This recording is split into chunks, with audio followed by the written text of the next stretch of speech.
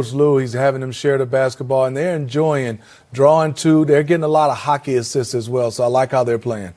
Like how they're playing. I know, B. Wood, you were paying attention to the offensive efficiency, but also the bench and what they were able to get from Marcus Morris especially. Listen, the bench was on fire. You look at what you got from Luke Kennard, Marcus Morris. Both those guys played very, very well. And then you look at the fact that the ball was moving around. They were hitting threes. The offensive efficiency. The Clippers shot 55% from the floor, 49% from three. You're not going to lose a lot of games when your bench balls out and you're that efficient. Marcus Morris, that is his first 20-point game as a Clipper. They were very efficient. 65 points off the bench. You see the box score right there. We have the highlights coming for you. Paul George put on a show you don't want to miss what he did early in the game. Defensive team, every defensive opponent is designed to stop, a Durant or Irvin or Harden. And what these players have been able to do over a period of years is be able to outwit the defense every single time. Just as when Kansas goes into a game or I went into a game, you knew that you were playing against a defensive scheme that was designed to stop you. Well, these three guys know how to score, but intellectually they understand how to read and break down every defense that's been designed to stop them.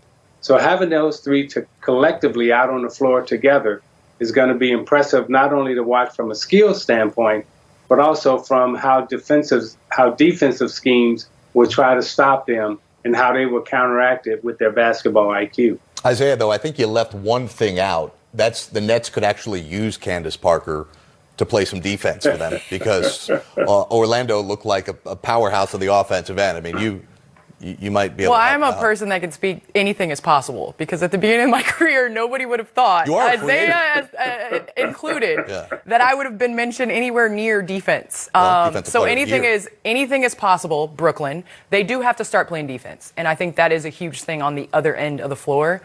Offensively, they're going to be able to score, so they're going to be able to set their defense. And I'm a firm believer in defense affecting offense and vice versa. But they're going to score a lot of points. So they're going to be able to get back and set their 5 defense back in transition, but they are going to have to stop somebody. Well, right before we went on the air, you spilled your tea everywhere. Do you want to spill some actual tea? And you're a free agent, so, I mean, why don't you just say Zeke, that's what we're doing right now? Yeah. That's what we're doing? This is NBA. We're talking NBA here. I mean, hey. That's why that shield and that glass is up there, Candace. Not necessarily for COVID, but to ignore that question. All right, let's broaden this a little bit. We're talking Nets. We've got the Knicks on our air coming up in a little bit. Full disclosure, I grew up in northern New Jersey as a hardcore Net fan. I was one of 10 people in the building every night. I understand, and my parents at home who are hardcore Net fans understand. The landscape of New York will never. Well, what I've come to understand and actually love about the Knicks fans is that they are passionate and they are loyal. And no matter how great the team is in Brooklyn, Knicks fans will watch, they will enjoy it, but will they ever become true fans of the Brooklyn Nets? That just won't happen. This is a fan base that, again, I've come to admire because throughout all the losing seasons that they've had and some that I've been a part of, their passion, their loyalty, they come to the game, they show up every night, and they root for their team, and it really is ingrained in their family. And there is a Knicks culture that I just don't think is going to go away. So Brooklyn and the Nets are in the process of developing theirs, but this Knicks fan base is rock steady. Jared, well, first and foremost, I don't know how you're going to go home after what you just said today to New Jersey. How do you go back to the East Coast? But anyway, that's beyond. I'm still on the East Coast. But I'm saying, how are you going to go back there? After what you just said, Listen, it's true. It's all facts. I'm spitting facts here. That's good. It's about truth now. I get it. But at the same time, I like to make the metaphor. Dallas Cowboys haven't won. I'm a Bears fan, so I can say this. It's heartbreak city being a Bears fan. But Dallas Cowboys are still America's team, and they have not won a Super Bowl. Are they, though?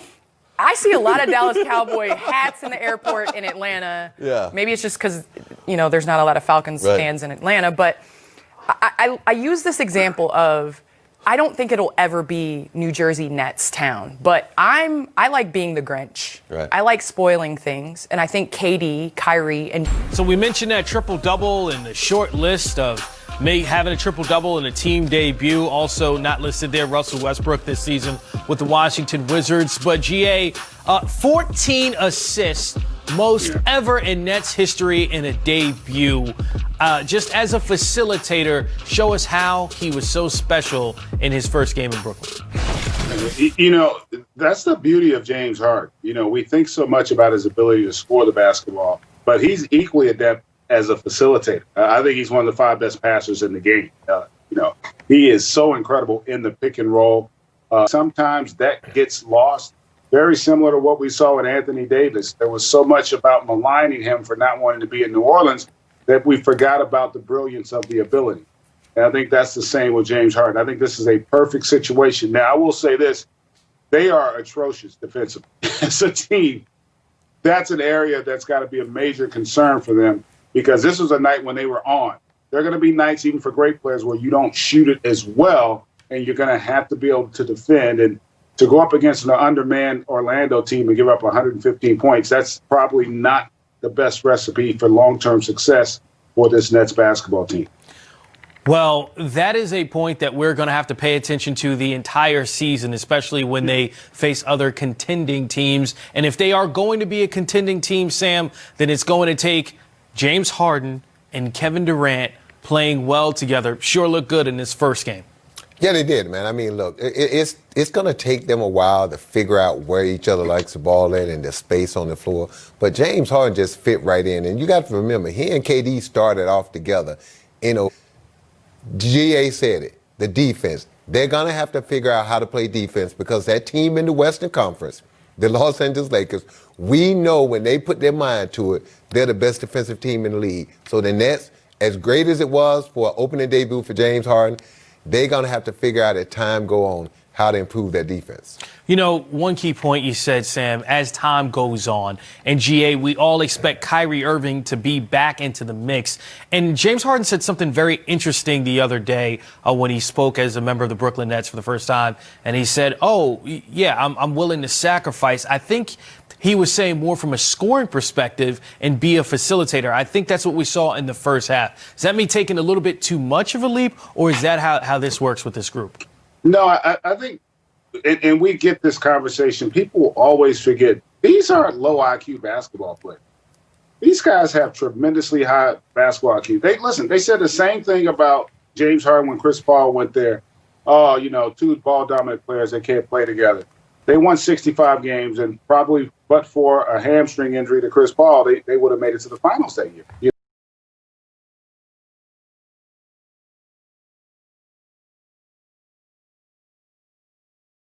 They were up 3-2 in that series when he went down. They said the same thing when they had Westbrook come to Houston, and those two were able to coexist. Now, the team wasn't good enough to compete for a championship, but those two were able to make it work. Similarly with these two, and when you add Kyrie into the mix, again, these are all very efficient basketball players. They're all great shooters, and they're all comfortable playing with great players. You've seen it with Kyrie when he was with LeBron. You saw it with Durant when he went to Golden State. And so I think because of their style, Durant is a catch-and-shoot guy. He's not a ball-dominant guy. He can get his like tonight. You don't even notice he had 42. I mean, it was easy for him, and that's how he scores. He doesn't pound the ball a lot. Kyrie can also be a catch-and-shoot guy. And I think if those guys buy into winning, they're still going to have to play well and score, all three of them, because they don't have a lot of other guys that can consistently create their own offense. They're going to be reliant on that trio. So it's just a matter of not, can they fill out that roster? Can they get enough defense? Can they get enough rebounding and spacing? With Joe Harris, that helps. Those are going to be things we'll find out as the season progresses. And can they stay healthy, both physically and mentally, as we see what's going on with Kyrie Irving right now? Yeah, Kevin Durant has been playing a lot of minutes for the Brooklyn Nets, coming back from that Achilles injury, and that's something that we should always monitor when a player's coming back from an injury like that. Another team I want to